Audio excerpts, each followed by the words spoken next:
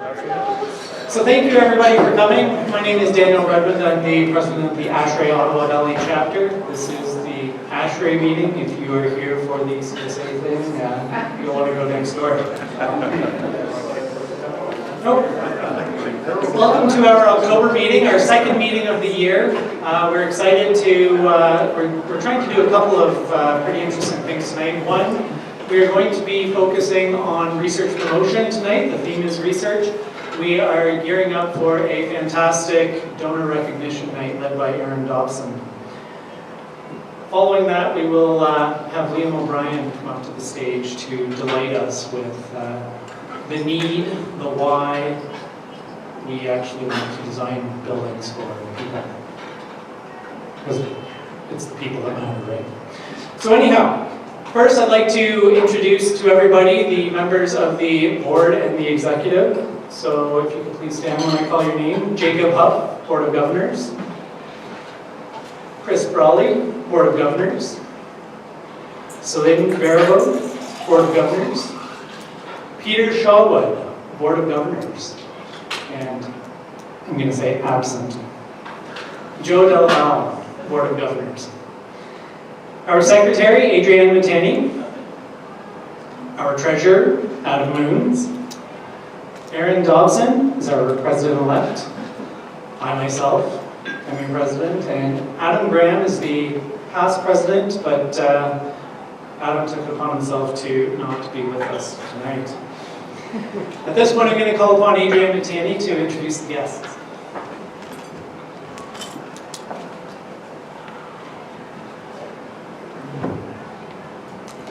So the guests for this evening are Mark McIsaac, Curtis Nana, Byron Paulson, Eric Hilkees, Peter Krajowski, Johnny Chakwan, Jimmy Chawan, and Trevor Freeman. Thank you.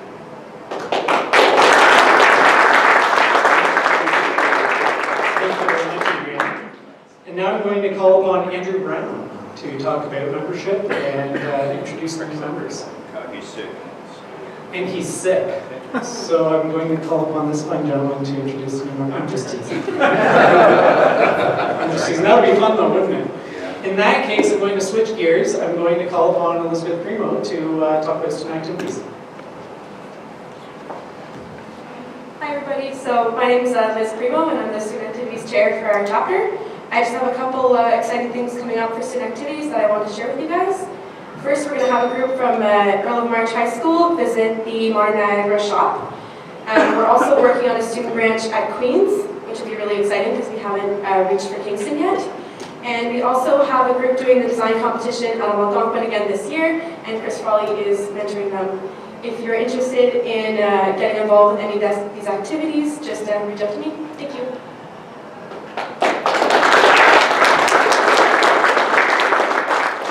Thank you very much, Liz. I'm now going to call upon Aaron Dobson to come up and explain to us a little bit about ASHRAE research promotion, as well as to take the opportunity to thank some donors. So, Aaron. Thanks, Dan. Before we kick off our recognition night, I just want to thank Andrew Klassen from Modern Niagara for donating Ottawa Senator tickets. Andrew, if you can stand for a second. Thank you. Tickets that are donated every month from companies make a big impact on our research promotion campaign. It raises a lot of money and it goes to a great cause. Modern Niagara will get recognized for all the money we do raise tonight. Typically, last year, for example, when they donated tickets, almost $800 was raised for ASHRAE research, and it goes towards the general fund. So thank you for that. There's a lot of tickets left to sell. We want to raise a lot of money for ASHRAE research, so if you haven't bought your tickets, come see me after this and buy some tickets. So they're for 2 Club Bell seats for the November 4th game against Tampa Bay. And yeah, apparently it's a great experience with Club Bell, food's included, and ballet and the works. So a little bit about the RP campaign. As President-elect, I am the RP chair. Last week, we officially formed our RP campaign for society. So I just want to thank the following people. Like, these names It's kind of been like a continuation from last year for the RP campaign, with one new name obviously added. But everybody dedicates a lot of time to raising money for the Ottawa chapter. It's very appreciated. It's a lot of times, a lot of commitment going out with the calling campaign, soliciting money, asking for money. So it's very appreciative.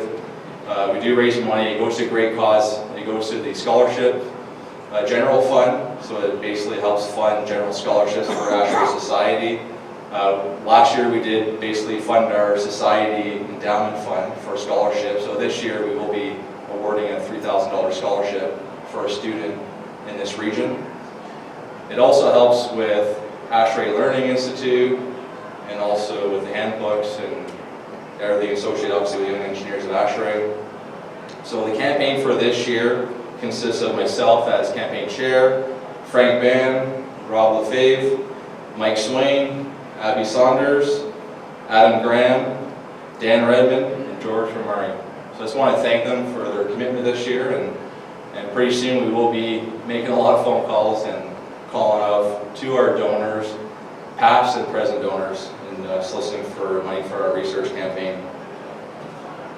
This year, our goal is $35,000. It's a big leap from last year. We've had a lot of success with research promotion. We've raised a lot of money.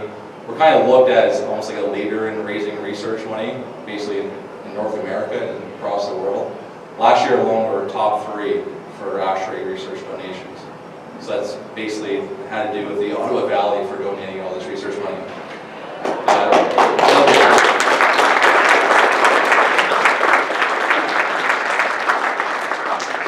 So like I mentioned, this year our campaign goal is $35,000. I'm pleased to say we've almost raised $6,500 so far this year. A great start. Very appreciative of the money that has been raised and the companies, the individuals that have raised money or have donated money. We will be publishing their names on our website in the communique every month so you can see who that was. But I just want to mention the names of the people who have donated so far. So we have Frank Ban, Daryl Boyce, we have Mastron Mechanical, Chris Frawley, Dan Redmond, myself, Jacob Hugh, Steve Moons, Toll HVAC, Adam Graham, and also the Ottawa chapter is a big contribution to our RP campaign. So a lot of the events that we do have for golf, for the curling bonspiel, so a lot of the social events, some of the money that is raised goes towards our RP campaign. So even though you don't donate on a monthly basis or an individual, you're basically indirectly help towards the RP campaign by attending some of these social events. So like I mentioned, last year was a huge success. Dan and his team did a great job. His goal was $30,100. He managed to raise over $66,000 for the RP campaign. So great job, man.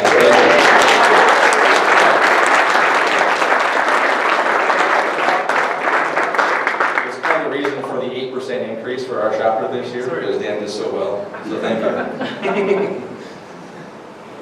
So the money we did raise last year, it went, like I mentioned, it did go towards the general scholarship fund to help complete our final endowment payment for our scholarship fund. But the majority of the money did go to ASHRAE research. So all that money is basically remains in Canada, remains in our region, and society basically matches every dollar, almost like a 4-to-1 match. So you're basically, society is making your money work for you.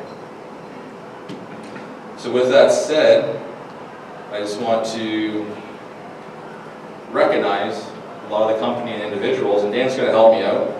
It was his campaign last year. I'm sure you appreciate thanking each of the individual donors for their support in ASHRAE research and obviously for their continued support. So I'm going to go through the different levels of ASHRAE support. You can see on your table, it kind of shows all the companies, individuals, and there's different, obviously, if you donate a certain amount of money, there's certain recognition you guys obviously put on the society website, publications, and also we get recognized here at our chapter meetings. So I'm going to start off with our highest recognition, which is the ASHRAE Associate. So any donation over $500 we recognize here at our meeting once a year.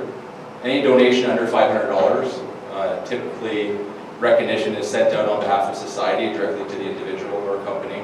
But we do still like to recognize the individual and the company at our chapter meeting. So to start off, I'd like to get Ryan to come on up, start taking some pictures, and Dan's start smiling and shaking hands. So our first recognition, which is a big one for us, which is Enbridge Gas Distribution. So not only have they donated $4,000, but overall they donated $10,000 to ASHRAE Research. So they are actually getting recognized at the winter meeting for society as a Golden Circle donor. But we do want to recognize them locally for their support for the Ottawa chapter. So if somebody from Enbridge can come. Michael, thank you.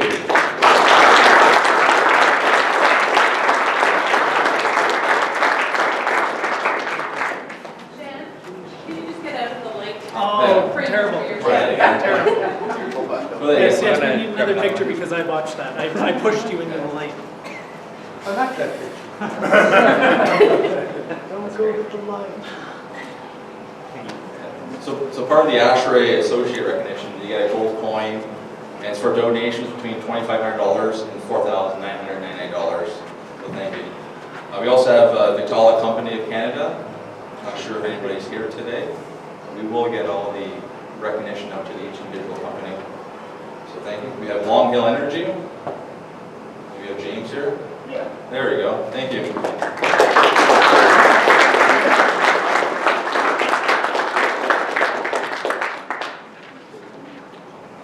Nortec Humidity.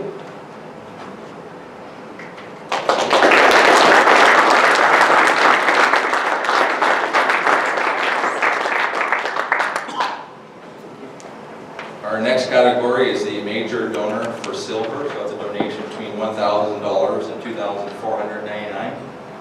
So that's Ainsworth, which is myself. Thank you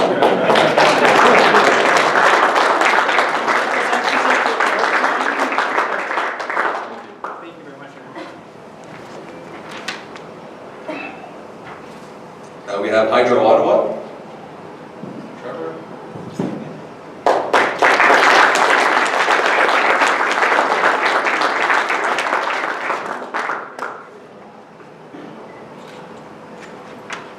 Train Canada.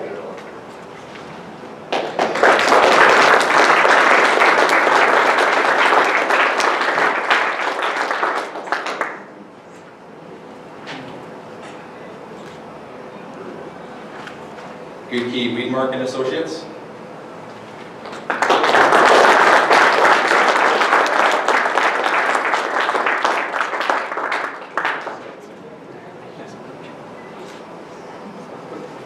We have the MCA Ottawa, but I don't think they're here tonight. Same with Honeywell Canada and also EH Price. We do have Honeywell here. We do have Honeywell? Right. Yep. Sorry about that.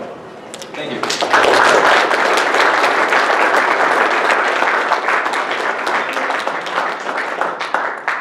At this level, you actually also get this magic piece of wood. So typically, first-time contribution for a certain level, they get a plaque to hold all their future points. And also EH Price Ottawa. Is there anybody from EH Price? All right. Next category is major donor bronze. So that's $500 to $999. So we have Modern Niagara, Ottawa. Andrew.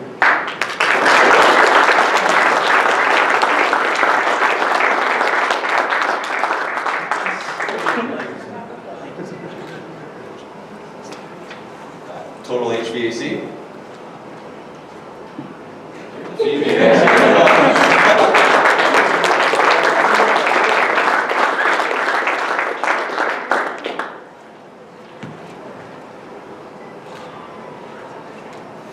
In Air Environmental.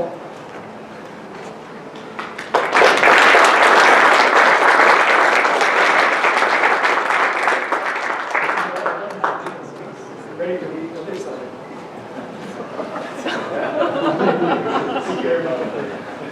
Johnson Controls. Also Engineered Air. Master Group.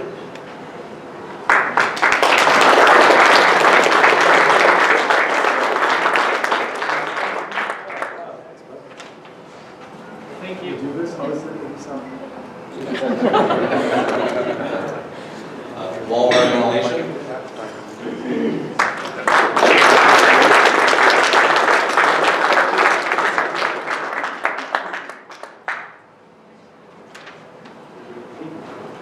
We also have CNS Heating, which I don't think they're here tonight, Isotherm Commissioning, and also Parson Refrigeration.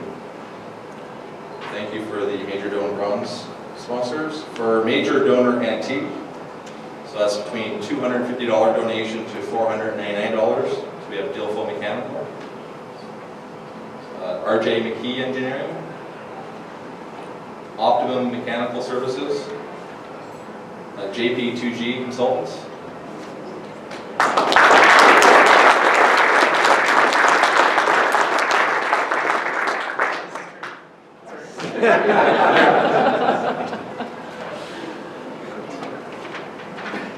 TA Morrison, Francis HVAC. That does it for the major donor antique. For the major donor antique individual contributions, we have Daryl Boyce, which is not here today, myself.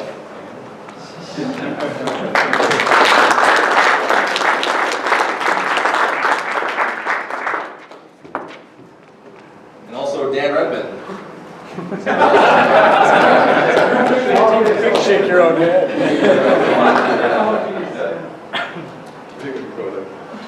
You should change sides.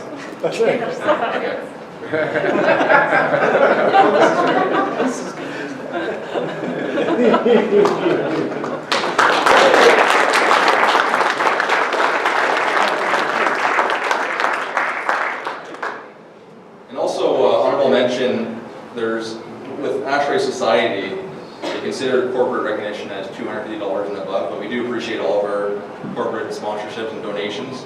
So we do have Limo here today. We'd like to welcome Clark up for a recognition for contributing to our RP campaign. Thank you.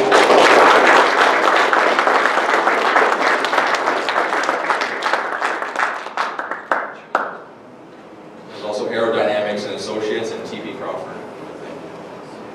Now onto our honor roll for our individuals. So any contribution over $100, it's society recognition for an individual.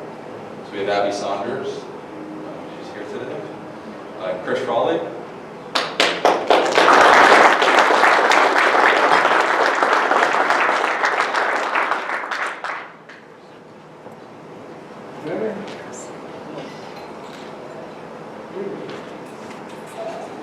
Richard Cameron, Adam Graham, Stan Milross, Steve Moons, Jacob Hugh.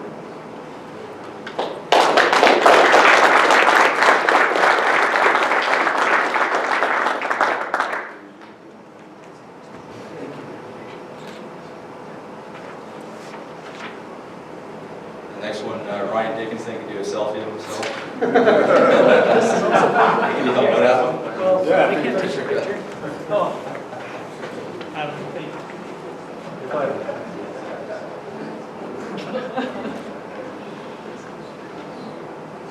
Come on, dude. Take a couple more.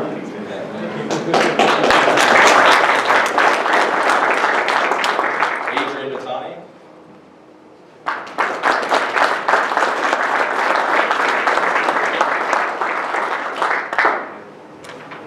Michael Swain.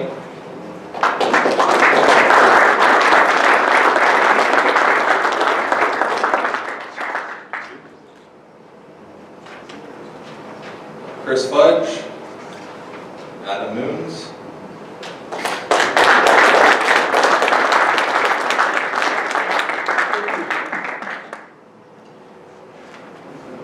Bob Kilpatrick. Subhash Laura. Andrew Duma. Robert Lefebvre, Doug Breckenridge, Ryan Halliday, Neil Armstrong, Gemma Kerr, and Glenn McLean. So thank you everyone for your contributions to the campaign.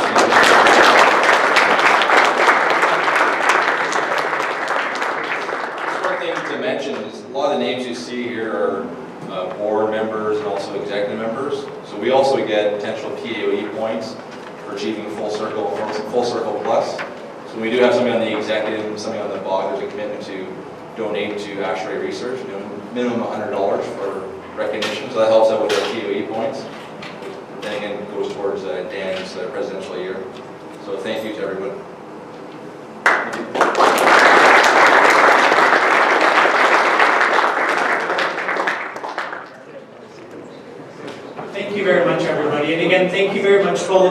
donors that made last year such a success, and also those that have donated this year and are contributing towards the campaign. It's definitely something that touches us all every day in the careers that we have chosen, and it's an important campaign to further the development of the industry. Tonight, you may have noticed, beneath these silver covers, we have food. So we have a buffet going on tonight. Sandy is going to nod to the tables to identify which ones will go up first. So lucky table number 1, if you could come up. And once everybody has had some food, then we will look to doing the RP raffle. So if you have not yet given Aaron your hard-earned money, please head over to see him. And we will talk to you soon. Thank you. And I'd like to call upon Aaron Dodson to come up and do the RP raffle.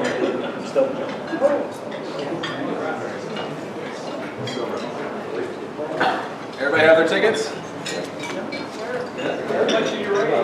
So $550 was raised. If you want to get in, draw this lucky ticket. If you want to get Liam up here. We got Liam. We'll get the I'm gonna try to pick mine. Yeah, watch his hands.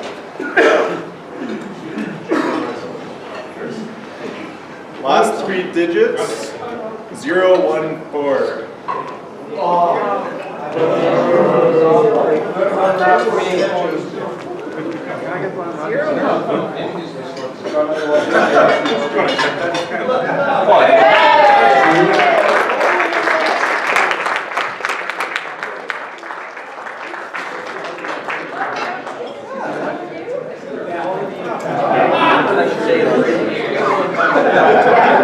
Story checks.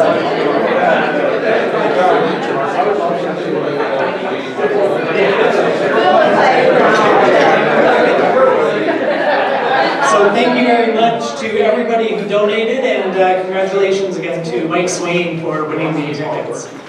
At this point, I would like to call Liam O'Brien to come up. Now, Liam is our presenter for this evening. Liam will be presenting his topic, Designing Buildings for People. I hope that we're all aware of the fact and the need that we design buildings for people that occupy the buildings, and Liam's going to explore some of the challenges and ramifications if we fail to heed that need. With the trend towards greater building automation, occupant needs and preferences during the design process are often forgotten. Meanwhile, occupants are often distrusted because of their seemingly irrational behaviors, whereas they merely want to restore comfort for themselves. Based on findings of post-occupancy evaluations from several hundred offices and apartments, this talk is focused on designing and operating buildings to optimize occupant comfort, building usability, and energy performance. Liam will provide humorous anecdotes, talk about some strange findings, go figure, occupants lead to strange findings, and also provide some general lessons learned and some future recommendations. Liam O'Brien has a PhD, is a professional engineer, and is an associate professor for Carleton University's Architectural Conservation and Sustainability Engineering program. He is the principal investigator of the Human Building Interaction Lab, which consists of a team of 12 researchers with diverse backgrounds in engineering, architecture, and psychology. He has authored more than 100 publications and 2 textbooks on net zero energy buildings and occupant behavior. He is the past president of the Canadian chapter of the International Building Performance Simulation Association and Cooperating Asia International Energy Agency, Energy in Buildings and Communities, Annex 79, titled Occupant Behavior-Centric Building Design and Operation. I would also like to point out that Liam O'Brien and his team have in the past been recipients of ASHRAE research funding to help drive their research, which helps drive the innovation of the industry that we're all in. So without further ado, I would like to welcome Liam O'Brien now. Thanks, man.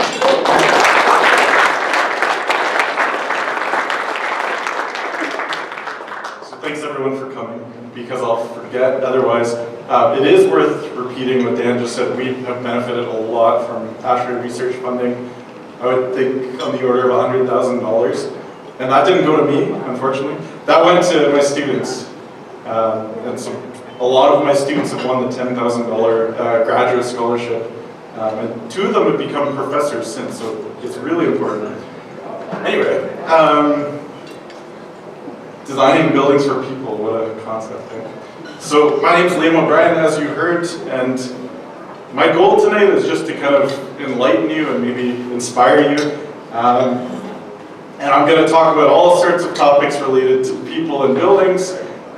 It's kind of all over the place because I think it's such a broad topic, and I've just tried to grab some of the coolest things that have come out of my research. Sorry. Okay, so what I want to focus on today, and I'm sorry because you guys are just really unfortunately positioned. I will not be offended if you walk out or move over. So I want to focus on 3 things. So first, I'm going to look at some fundamental questions, things that even researchers haven't really figured out and still fight over. I want to look at the concept of humans as sensors. So the idea that if we talk to people, we can learn a lot. So it's not all about putting sensors in buildings, but also using people as sensors. And then I'll kind of try to wrap everything together with some fundamental principles. This picture sums up thermal comfort nicely because it shows how people have, conveniently sat in the shadow at this stadium. And I kind of think this might have been posed because in half an hour that shadow would move quite a bit, but it's a nice photo. Okay, so first fundamental question I want to look at, or sort of maybe pose to you, is where on this spectrum should we aim our buildings? From fully manual, so things like simple flick light switches and operable windows and fans and anything without any real logic in it, to the other extreme, fully automated, occupant doesn't interact with the building at all. The building somehow magically knows exactly what conditions to provide to the occupant. And I'm willing to bet that people in this room are kind of leaning towards the fully automated. I mean, it's good for business, right? More equipment. And I think we're continuously told that there are perfect conditions. If we just control to provide those to people, people will be happy. But I think we know that that's not really true. And I would sort of try to lean in somewhere in the middle and possibly even towards the left, because I think there's a lot of advantages to providing people with control. And I'll show that over and over again tonight. But essentially, the thing we're forgetting when we say fully automated buildings is that people want control, and they're actually more comfortable when they have this perception of control. So if we take that control away, well, we better make it absolutely perfect. And I don't think we're going to do that for a long time. So I think we need to, try to balance it out. There's a researcher, Peter Boyce, who looks at human factors in lighting, and he found, in fact, that the preferred luminance levels are pretty broad. So some people prefer quite dark conditions, some people prefer quite bright conditions. The recommended level is somewhere in the middle. The point is, when we look at ASHRAE standards or any standards, we tend to look at a table that has a fixed value, and all we're seeing is kind of what's recommended. But I think it's easy to forget that actually there's a big range of conditions that people prefer. And so if we try to hit that, that magic number, we're neglecting the fact that actually there's diverse preferences.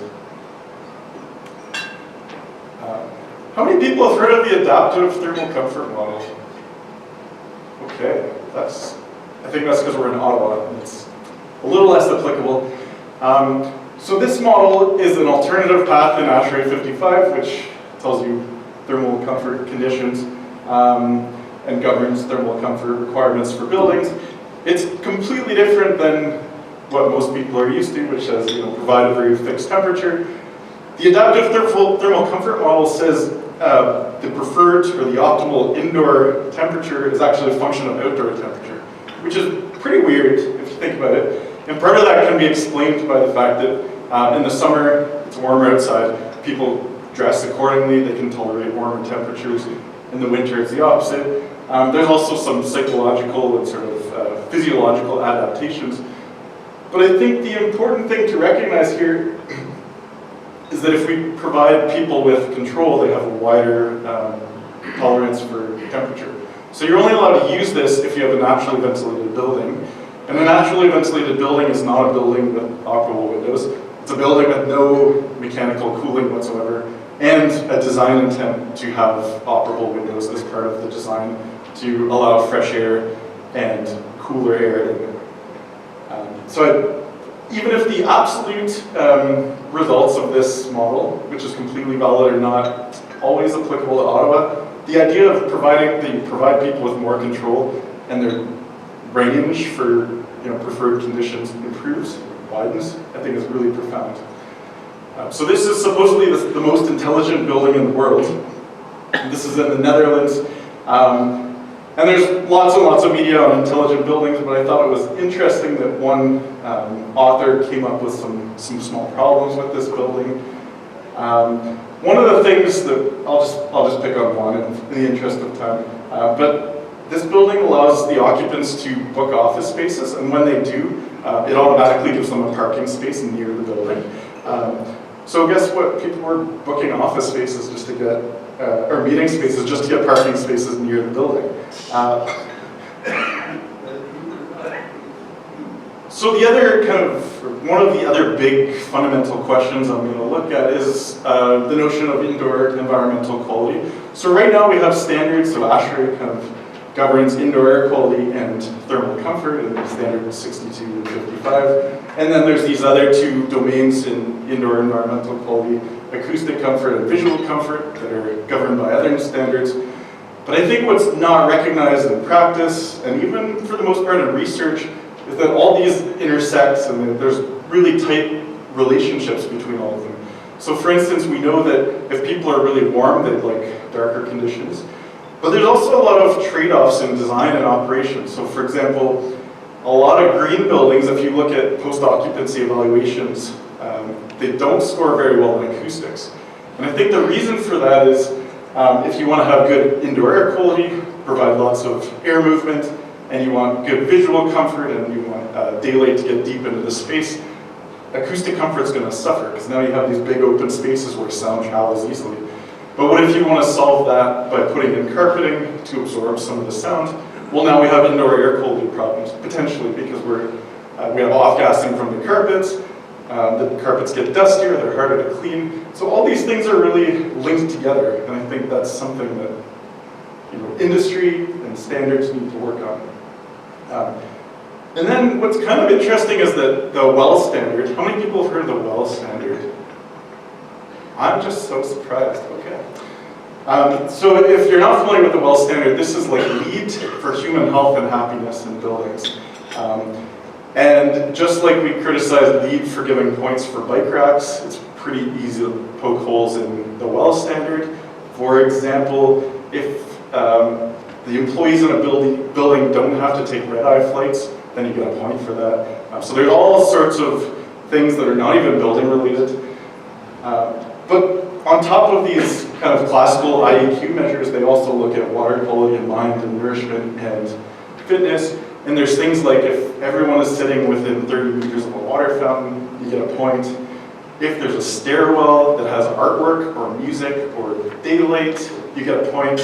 And as much as I like to make fun of these things, I think it's actually really good. I think it's just like LEED. We make fun of it, but it actually did a lot for the industry. I think WELL standard is going to make people a lot of money. So the last kind of bigger picture notion I want to explain. Right now, us, most people in here are probably engineers, we like to treat occupants as a boundary condition on buildings. So people generate heat, they generate moisture, they generate CO2, maybe they generate odor, but that's it, it's kind of a one-way relationship. We need to move to this bigger model that says buildings affect occupants, occupants affect buildings, and there's a lot of things in between. So I'll cover this in more detail, but essentially buildings affect IEQ, IEQ affects occupants, and occupants are going to affect buildings because, for instance, they're going to adapt if they're not comfortable. So we need to think about this two-way relationship, which is a lot more complex than occupants are emitting 100 watts per square, or 100 watts per occupant. This is kind of phase 2 of this presentation. So humans as sensors. So I'm going to talk a lot about how we've talked to people and what we've learned from them. But I think it's important, and I'll step back for you folks. Everyone can hear? Yeah, okay. If you read the ASHRAE Standard 55, which is all about thermal comfort, right up front there's a definition of thermal comfort, and there's two really important parts that do not talk about temperature or relative humidity. So the first part is it's a condition of mind. Thermal comfort is a condition of mind. And next, it's a subjective evaluation. So we can't measure thermal comfort with temperature sensors. We got to talk to people. So that is what I'm going to talk about. So I have some kind of framework I'm going to get into, but first I'll just go over the studies that I'm going to refer to so that you don't get too confused. I've never given this talk before, so hopefully it's not too hard to follow. So there's 3 studies that I conducted. So one, I went to sabbatical in Europe for 3 months, and I gathered a lot of stuff there. I'll get into that in a minute. This summer I had a student do 170 in-office interviews with Carleton employees, and we took pictures of everything, learned a lot from that. And then I used the smartphone survey that I'll get into in a minute, and I'm just going to grab some stuff from the scientific literature, the coolest stuff. So I actually wrote a book on this sort of topic, and I don't expect you'll buy it, so I just thought that was interesting. That's not a plug. I don't think I'm violating ASHRAE's rules. Okay, so here's the framework I propose. So this is kind of a loop. So first, this is talking about occupants in buildings and how they interact. First, the occupant provides input to a system, so this could be a thermostat or a light switch, and they might push a button or say something if you have like an Alexa system, or you might wave a hand to trigger a motion sensor. And then there's the interface that actually takes that information, the interface between the person and the building. That interface is in some kind of context. It might be position. I'll get into that later. Then between the interface and the actual system, there's some logic. The message that goes from the interface and how that's interpreted to somehow activate the actuator, whether it's a light or a space heater or a fan or you name it. That actuator has some context, also really important. And then there's feedback to the occupant. Now either the actuator gives feedback, so you start to hear something creaking and you know it's working, or the interface gives feedback. In a lot of the examples I'm going to show, that feedback does not happen, so people don't know the building is working. And I think the more we get towards automation, the bigger the problem this is going to be. So here's a very concrete example. So a light switch, well, we can recognize this kind of light switch, and we know that generally, when it's up, the light's on. So that's a kind of feedback. There's some kind of logic. In this case, our mental map is very good at understanding that light switch is on, therefore the light should be on. But the other nice thing is that we can see the lights turned on. And actually now the code requires that the light switch is in view of the lights that it's controlling, which I think is really good. I'm actually quite impressed that the code got that, which means you know that the lights are working. And it means that you don't leave a building thinking that the lights are off, because you can see if they're on or off. So let's look at each of those stages. So first, human input, that could be done through touch, voice, automatic sensing, etc. So throughout this kind of framework, I'm going to intersperse with some of the studies we've done. I'm thinking of you guys there. So, I better, if I'm talking about humans, I better recognize you.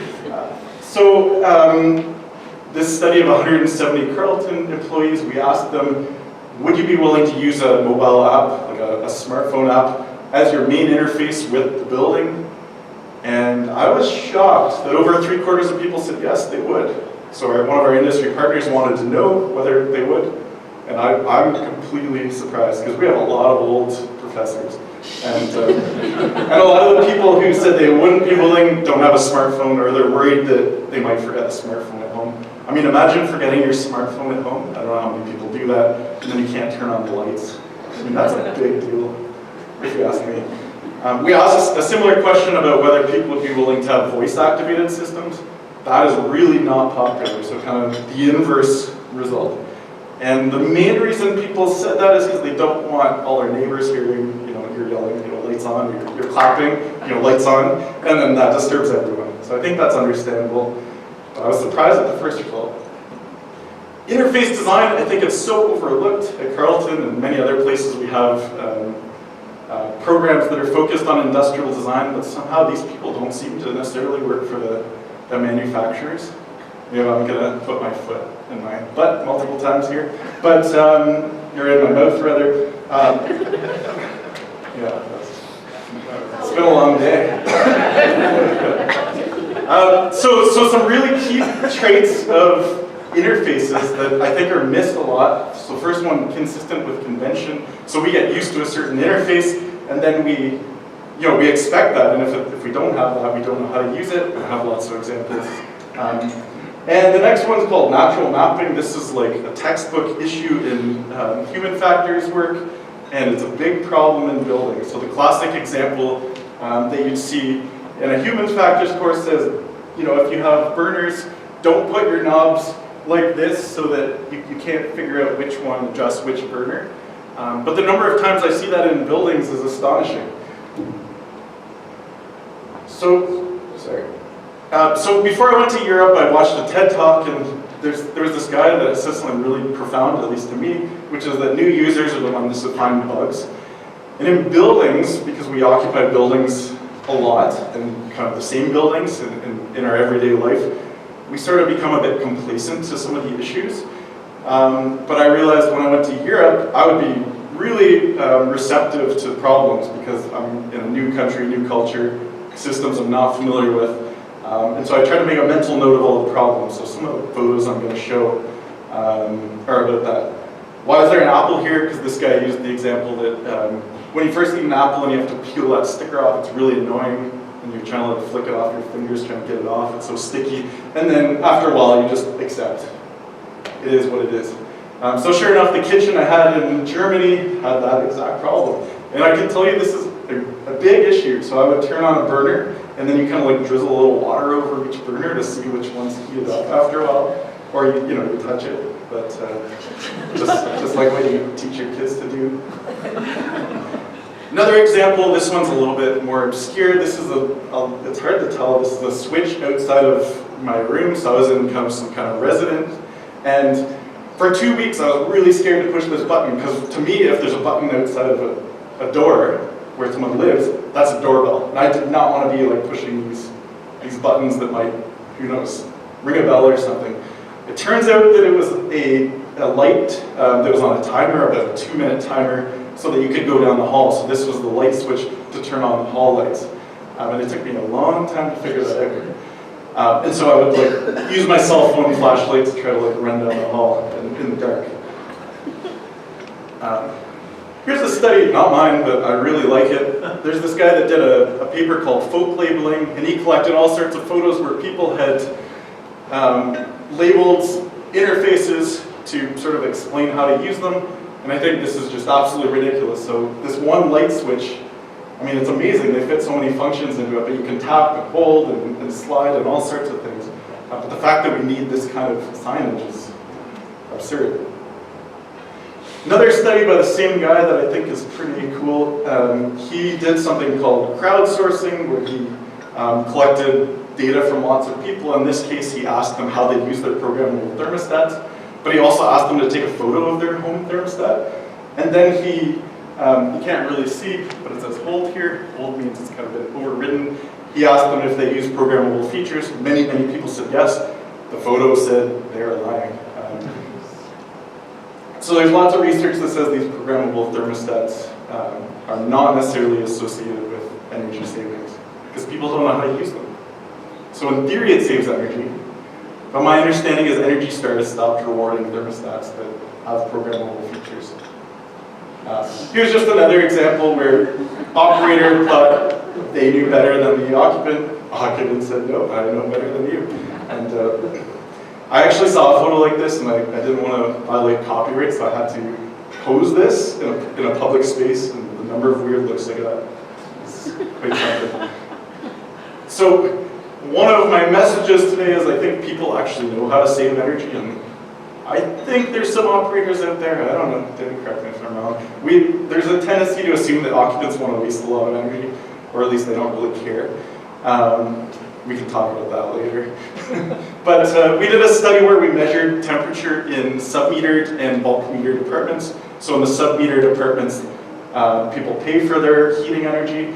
In the bulk metered, they don't. And we found that the difference in temperature on average was about 2 degrees. So the people who are paying for their electricity, they know how to save energy. And they're quite sensitive to it. I think what was more profound for me is that they use setbacks if they were paying for their electricity. And they were even using zoning, which is it's quite sophisticated. So they would heat the bedroom when they're in the bedroom, heat the kind of living area when they're in the living area. But people know how to save energy. These people did not have programmable thermostats. They had simple, up, down. Another case of using people as sensors, in this case, this is from my colleague Barak Gunai, one of those scholarship recipients who's now a professor. This is a little bit more complicated, but essentially this guy, my former student, mined a whole lot of operator logbooks to see what conditions were leading to people making temperature complaints. And doing that and collecting lots and lots of data from many buildings, he was able to figure out what the optimal temperature is, in other words, the temperature that led to the fewest complaints. And both in the summer and the winter, he found that the optimal temperature actually would have saved energy relative to what the standard was. Okay, so back to my kind of framework, interface context, the positioning of your interface is so critical. Again, natural mapping is important. How many of us have seen light switches like this where you just don't know what they control? Accessibility and visibility also really important, because if people don't know they can improve their own comfort, then they start to do crazy things. So here's a photo, for example, in Germany, I had to reach over my desk to control that knob. And frankly, I never had one of those valve-type controls before, so I had no idea how to use it. It wasn't labeled, I believe, so I didn't, I'm an engineer, I should have figured it out. But because of the delay, I couldn't figure out immediately whether turning it one way would, increase the heating rate or decrease it. This requires a little more explanation, but I think it's probably the worst example that I saw. So I was in a hotel in Munich, pretty cheap hotel, admittedly. Munich's an expensive city, it turns out. And what you're looking at here is a light switch here, bathroom there. Well, that light switch is for the bathroom, for the inside of the bathroom, of course. The hallway was so narrow that the door just barely, slid by it. So I got, like the first few times, I'd get into the bathroom, close the door, you feel around for a light switch, realize the light switch is not in the bathroom, it's actually outside. But then in order to change the light switch, you have to maneuver around this door, which means closing it, flicking the switch, and then try to slide by the door. Ridiculous. So another nice study by one of my colleagues at Washington State University, she found in the design process, there's not much discussion about occupants, not much integration between the different parties. And her study involved taking time-lapse photographs of the outside of the building to see how people were using their window shades. And what she found is people are not using their window shades. And then when she went on the inside, she realized most people could not reach the window shades because they had built in a desk by the window, and so people had to get up on their chair to reach the window shade controls. The logic also, I think, really overlooked. I've been at design meetings, and there's a lot of discussion on things like mechanical equipment. I won't be popular for saying this. Not a lot of discussion on the logic that goes from the interface to the actuator. So these things need to work the way people expect, but there's a lot of cases where they don't. So here's just one example, I'm afraid from Carleton, but since rectified, where people didn't like that the lights were coming on automatically when they walked into their office. So the original controls, and I don't think this was a code violation at the time, it would be now, the controls had the lights coming on automatically when someone walks in. This is a well-daylit building, despite this photo, which is kind of dark. And people didn't want the lights to come on, so they were covering their motion sensors. This is not just an anomaly, it's like many, many people doing this. We figured out it's really easy to switch it so that they have to turn it on automatically. After we did that, we saw about a 98% energy savings because people were generally not having to turn on the lights. So this little detail of logic has such a profound impact on lighting energy compared to upgrading the LEDs or something. The cost is, I don't know, I was a grad student, the cost was not very high. Even if this was $180 an hour to technician, still would have paid off really quick. Here's another very confusing example. People seem not to like motorized shades from my experience, which is a pity because there's so much potential. This was in my kitchen in Germany, and at 4 o'clock, like clockwork, the shades would close. This room would get so dark that I had to turn on the lights, and then I would try to figure out which of these switches turns on the lights. And I'm sure I got it wrong many, many times. So the building system and actuator are also really important, and I think there's this risk that as we get to automation and even some advanced HVAC systems, they're harder and harder for people to understand. And I don't want to beat up on radiant systems, but I will say with radiant systems that are low temperature, it's a lot harder to figure out that they're working because they're subtle. Like that's the beauty of them. They're subtle, but at the same time, you don't really know if they're working.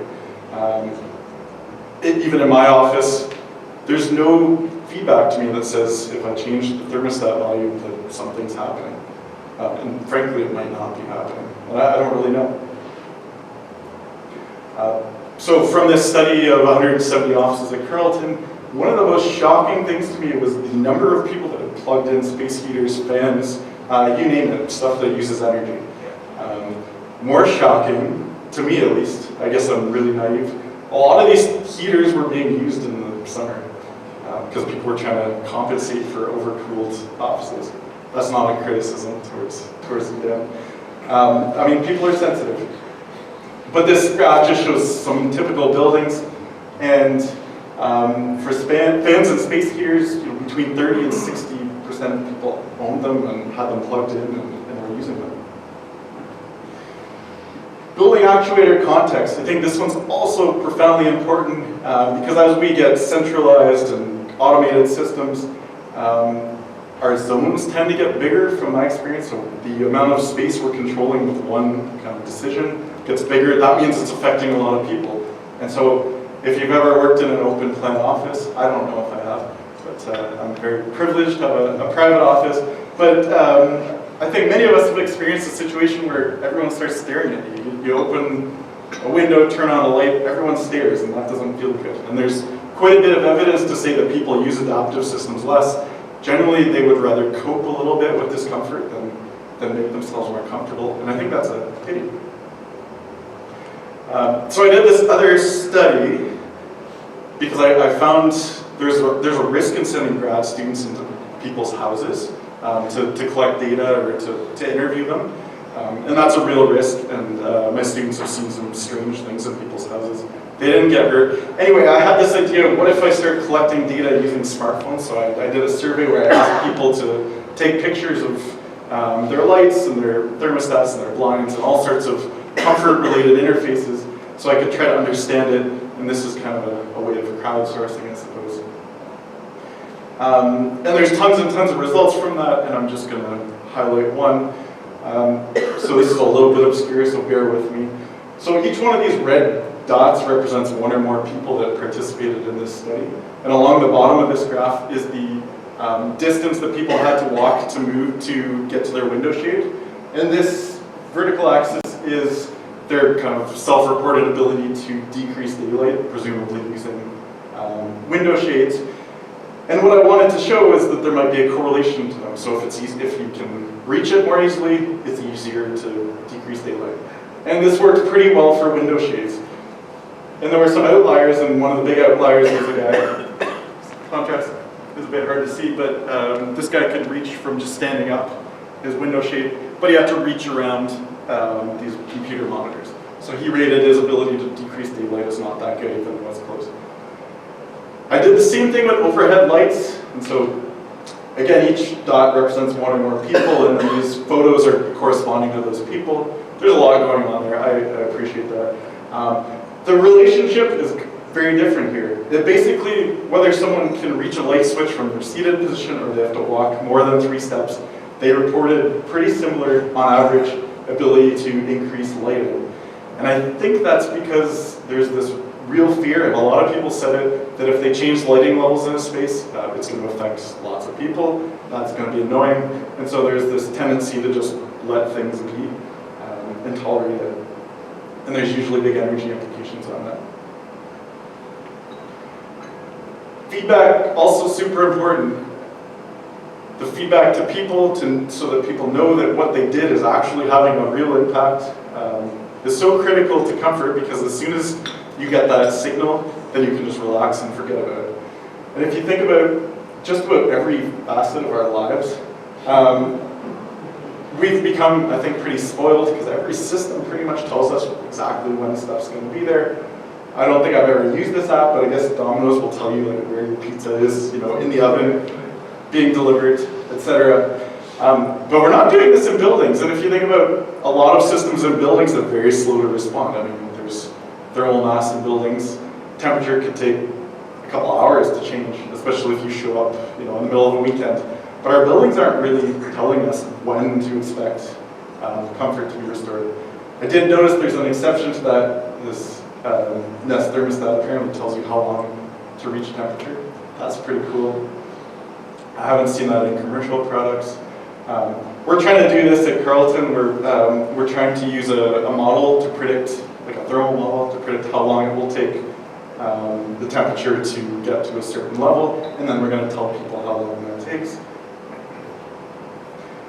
So one of the things I found in my study, again, lots of stuff going on here, but very consistently, people that work from home or in private offices reported better ability to improve basically every facet of comfort that I looked at. They have more opportunities to improve it, and they generally reported being more comfortable. There's one exception that keeps coming up, and people say that their ability to adjust clothing level, whether they're at home or in the office, is the same. I don't understand that. Because if I dressed the way I dress at home, in my office, I don't know if I have a job anymore. So some more results that are kind of interesting from our study of 180 professors. We asked them, what do you particularly like about your office? And natural light and views and windows all came up as being really big. Sorry for the text at the bottom, I'll try to remember what they say. Things that they do not like, control of temperature and noise were like the two leading issues. And I don't think this is really specific to these offices. I suspect that that's a pretty universal problem. I know if I were to complain, those would be the two big ones. When we ask people what they want to control but they can't, again, temperature and dimmer switch, basically light level, are big ones. Noise keeps coming up as well. And these generally are people in private offices. And then we did something kind of interesting, kind of fantasy world. We asked people of the 45 offices at Carleton, or buildings at Carleton, where would you want to move and why? And 42% of people said this particular building. So if you say 45 buildings, you know, on average, people should have been voting about 2%. But you know, a lot of people wanted that building.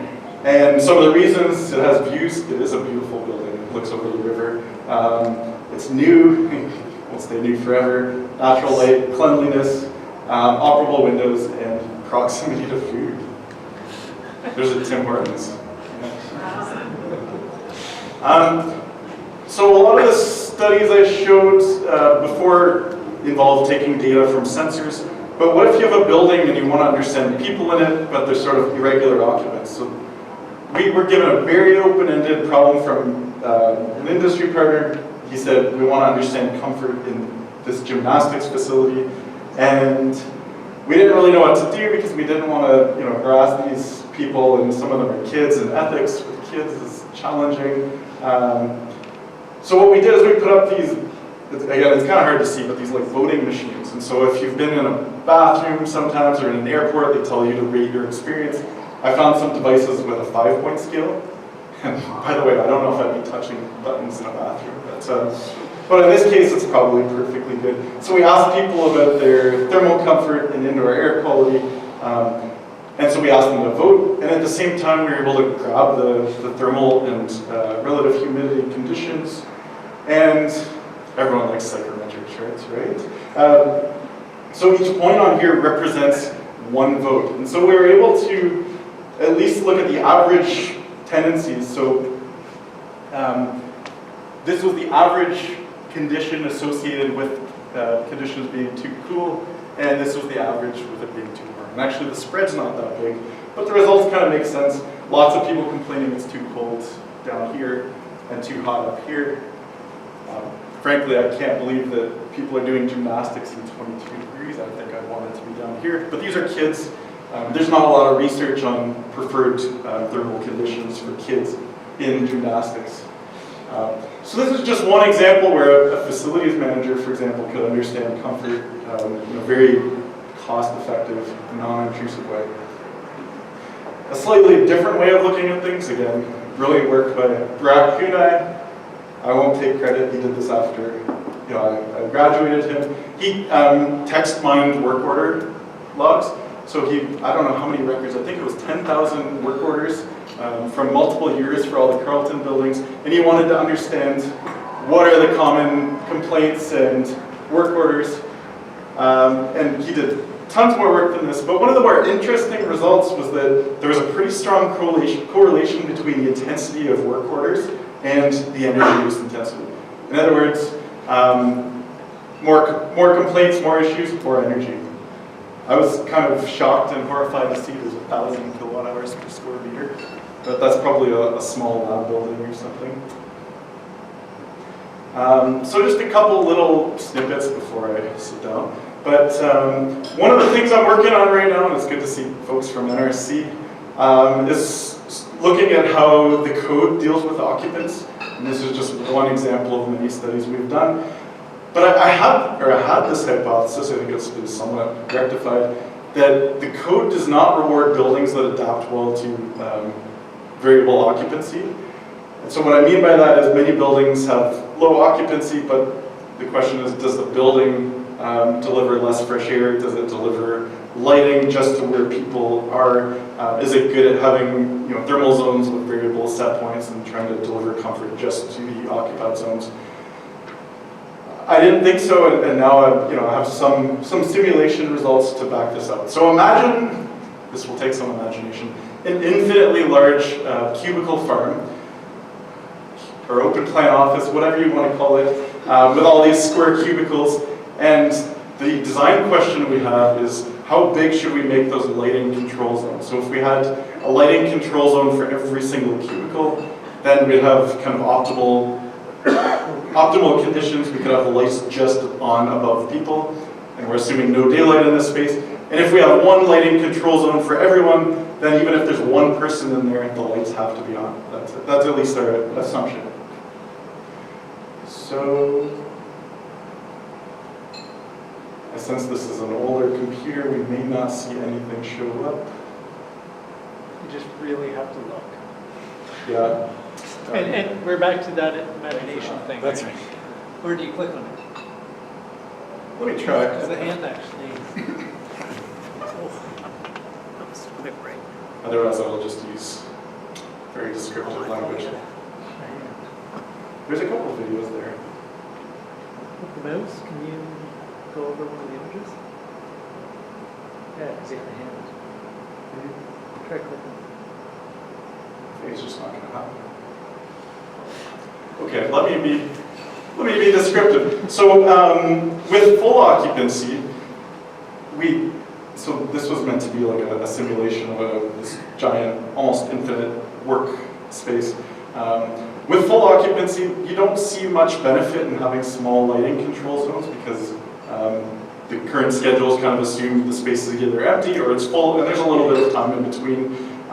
But you don't really appreciate the fact that there's a lot of, in reality, there's a lot of empty cubicles, and the lights are on above those people, and that's it. There's a lot of associated energy use. But what I found, and I think I have a static graph, what I found is that when we have less occupancy, the incremental benefit of having smaller lighting control zones really shines. And so this graph is not that exciting if you didn't see the animation before. But what I said is what I mean, what this graph kind of shows. So I'm not even going to try. But essentially, if we have low occupancy, the benefit of having small lighting control zones is much higher. If we use the current code to evaluate whether a building is energy efficient or not, we often kind of miss that notion. We miss that opportunity. And I found something very similar for things like demand controlled ventilation. So if we have a schedule that says buildings are either full or empty, and sometimes a little bit less than full, we don't appreciate the full value of demand controlled ventilation. A couple of closing thoughts. So one, there is a massive trend towards co-working spaces, and I kind of wish I had more of a consulting type gig, because I really want to work in these cool co-working spaces. I don't think that'll, although this is at Carleton, that's for students. The problems that I'm talking about, I believe, are going to be much bigger, and I think there's a lot of money to be made by consultants to figure out the comfort issue in these co-working spaces.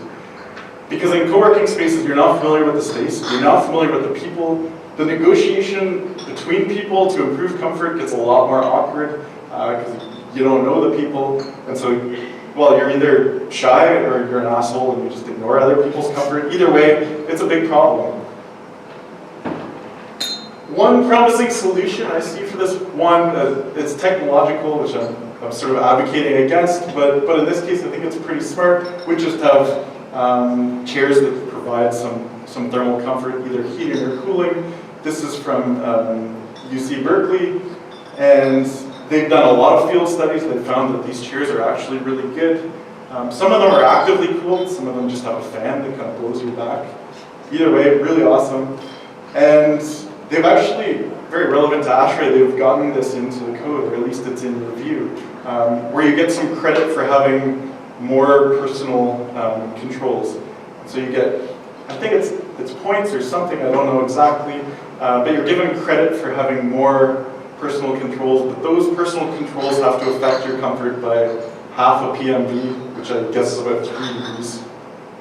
I'll take questions, Rita. Wow, colors do not look as nice on here as my computer. So in general, I think there's this big void, and for the young people especially, and the older people, a big opportunity. There's our buildings experts, there's human factors experts.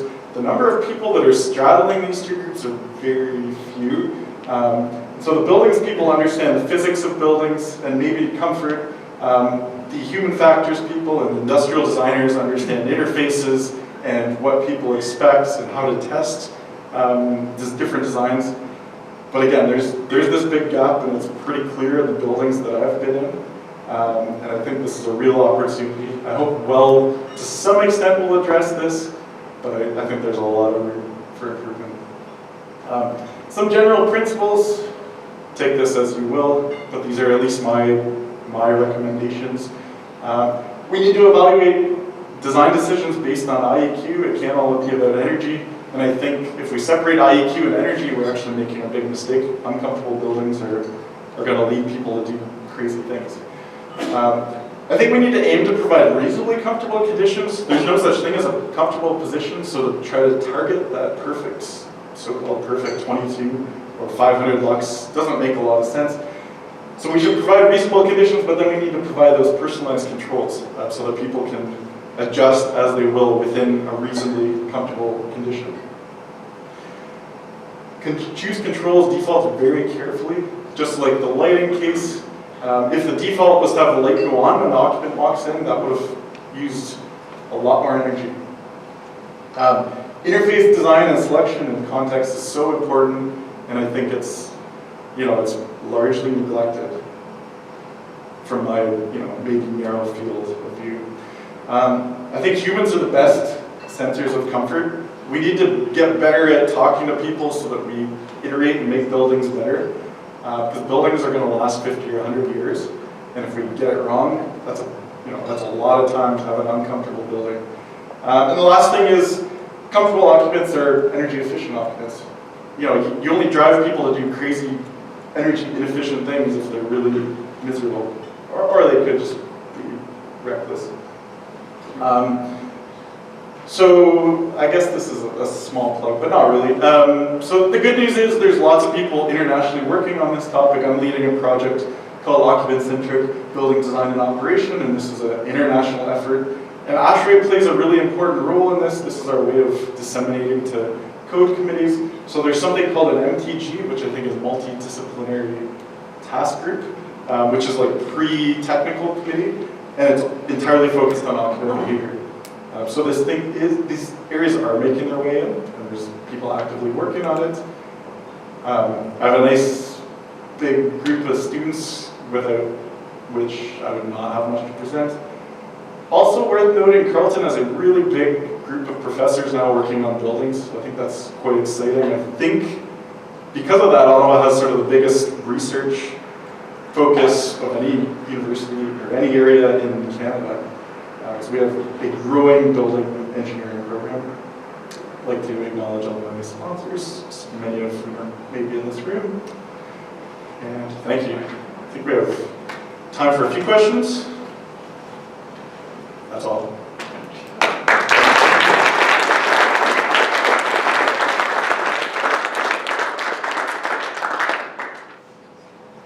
I kind of feel bad taking, okay, yeah, go ahead. Yeah. Go ahead. Are you being involved in Efficiencies Canada? Yes, so they've contacted me recently. I guess they're Carleton based. Yeah, Yeah. it could be in a month or. Yeah, I'll be at that event. Okay.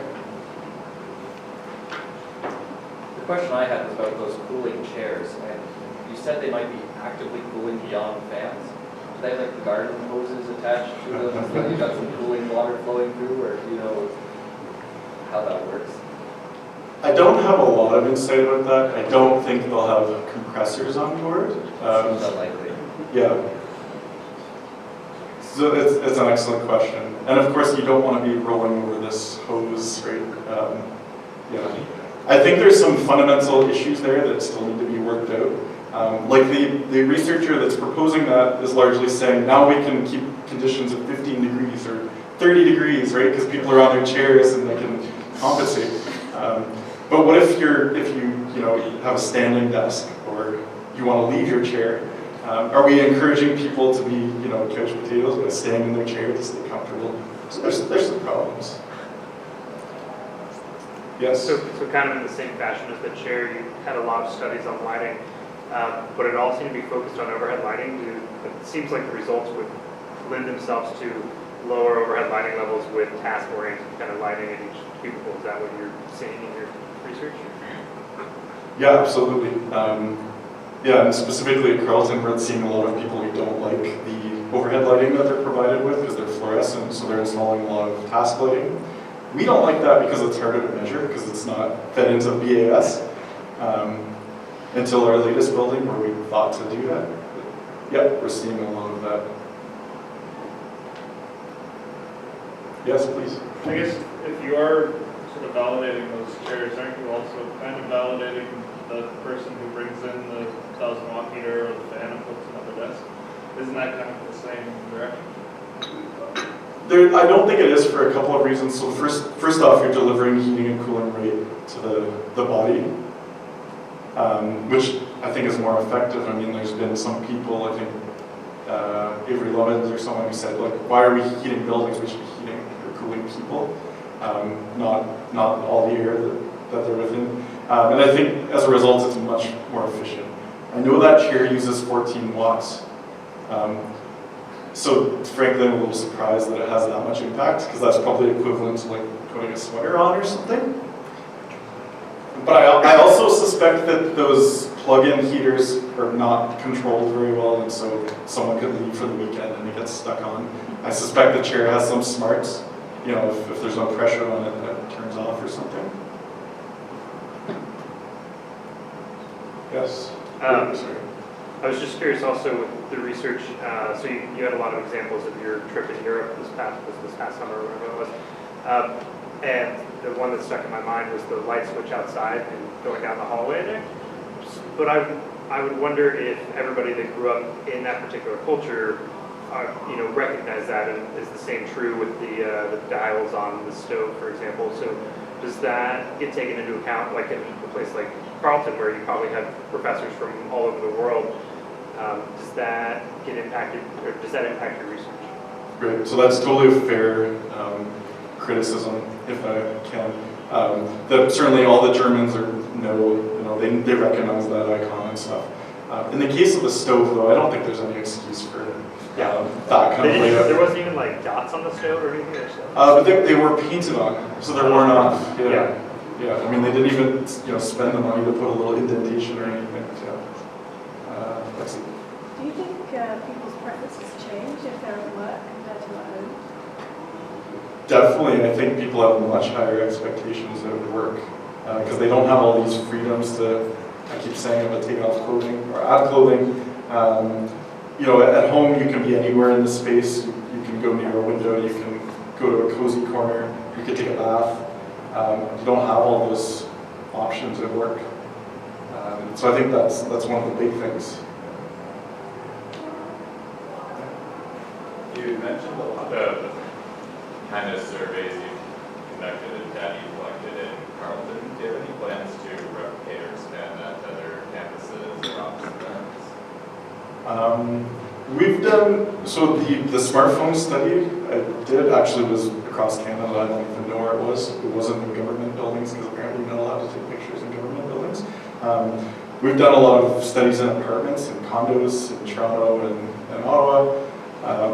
But certainly, I'm not alone in this field. There's hundreds of people doing post-occupancy evaluations. So there is research elsewhere. I'm not doing it because it's not that practical to fly somewhere to ask people questions. But there's a lot of research out there. My complaint about post-occupancy evaluations is it tends to be very quantitative. I think they don't use language that designers really use. Like, who cares if acoustic quality is, 5 out of 7 on some scale? We want to know, like, why is it bad? And I think that's what designers respond to. So I think there's a lot of room for improvement in post-occupancy evaluation surveys. There's a question. Well, I just had a question regarding, one of the things that we always deal with is user interface, say with temperature sensors, for instance. The intelligence level of the person using it sometimes is not that great. And they tend to think that the further they put it into the higher temperature range, the quicker the temperature will rise. And was that ever part of the evaluation of your study to figure out whether the person should be educated enough to operate the controls?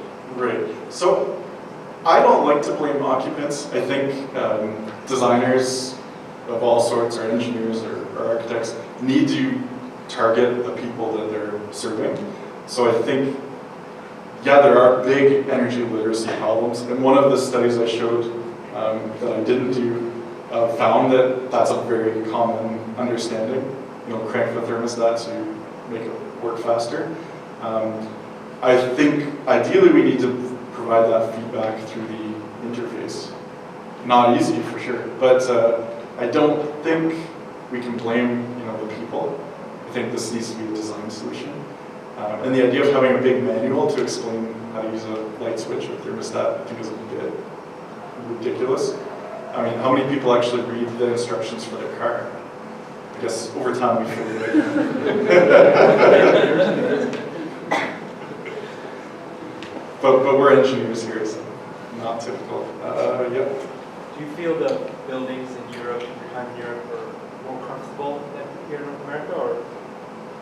I think they are for Europeans. I mean, I do quite a bit of European travel, and I'm often too warm. I'm just generally too warm, and they find it completely normal. So I think they've adapted to not having air conditioning. They rely a lot on operable windows, which I think is wonderful, and I suspect if I was there for long enough, I would. But I don't even remember your question. Is that sort of answer? No, that's fine. Yeah, that's exactly it.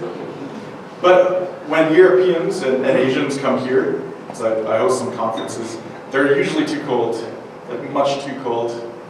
And I'm like, what's the problem? Yeah. This kind of goes against the let the occupants set their zones, but if we looked at, have you looked at placebo thermostats? Placebo, I guess lighting can't be placebo, but thermostats, Right. I mean, I'm totally against them. I haven't specifically done any research on that because we don't do that at Carleton, I think. Or maybe the placebo worked on me. But I think for me that goes against all my principles and everything I've learned. And me too, just saying. All right. Well, thank you very much for having me.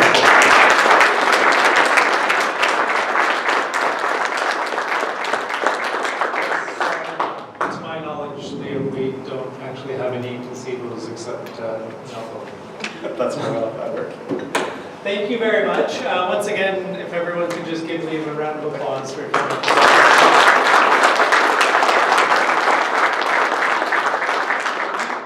We do have a gift for Leo, and I'm going to try to make sure that we don't stand in front of the screen because I've already done that. Drop down here. Thank you very much, Leo, for coming and enlightening us on people Thanks for having me. and why we are designing group. So I think it was very interesting, and Ross, your point of people that will just push on that thermostat to try and get it to respond faster. We recently replaced a number of light switches in a building renovation, and we actually connected those to a new thermostat so that you could control your temperature as well as your lighting from one stat. What was interesting was at first when we started doing this, we noticed a bit of a difference whether we were installing these devices in an arts building versus a science building versus an engineering building. In this particular case, it was actually in a science building. We had a professor that actually broke 2 thermostats because when they would toggle the light switch on, they would press the button, but there was no immediate response. They would press harder. And eventually they actually broke it. And after 2 thermostats were replaced with temperature sensors, we sat down with this person and explained how the system works. And I think it's fundamental when we put these systems into buildings that we are properly educating the people that are using them, rather than just sticking them on a wall and expecting the best. So I think that is a very valid point, a very good point. Many people don't realize, they're thinking old school, that they just open some sort of analog valve and who knows what's happening up in the ceiling. So it's a good thing to be aware of. Anyhow, thank you very much everybody for coming. Everybody will be receiving a survey, and please take the time to fill it out. It's very important. It helps us try to build a quality program into the future so that we can continue to provide you with things that you want to see, hear, and learn about. Our next meeting will be November the 20th, back here at the Centurion Center. We will have 2 speakers that night, actually. We will have Society President Sheila Hayter will be here. She will be presenting her presidential theme. We will also have Kurt Montero presenting a project that he won an ASHRAE Society Level Technology Award for. So thank you very much for coming, and I look forward to seeing you soon. Thank you.